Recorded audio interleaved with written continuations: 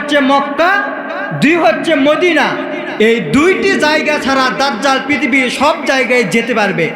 তখন তারা জিজ্ঞাসা করলো, তুমি যে পৃথিবীতে যাবা, পৃথিবীতে থাকবা কয়দিন? সে বলল, আমি পৃথিবীতে থাকবো 40 দিন। আমার কথা যদি বুঝে থাকেন বলেন তো, দাজ্জাল পৃথিবীতে এসে কয়দিন থাকবে? কিন্তু ওই 40 দিন আমাদের স্বাভাবিক দিনের মতো হবে না। দাজ্জাল যেদিন পৃথিবীতে আসবে, প্রথম দিন হবে 1 বছরের সমান, দ্বিতীয় দিন হবে 1 মাসের সমান, তৃতীয় দিন হবে 1 সপ্তাহের সমান, বাকি থাকে 37 দিন।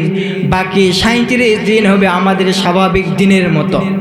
তাহলে আমি একটা হাদিস বলেছি, আরেকটি উত্তর পেয়েছেন।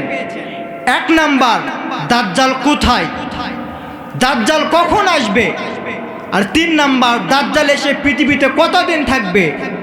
আর 4 নাম্বার, দাজ্জাল এসে পৃথিবীতে কি করবে? আমার কথা কি বোঝা যায়? নারায়ে তাকবীর।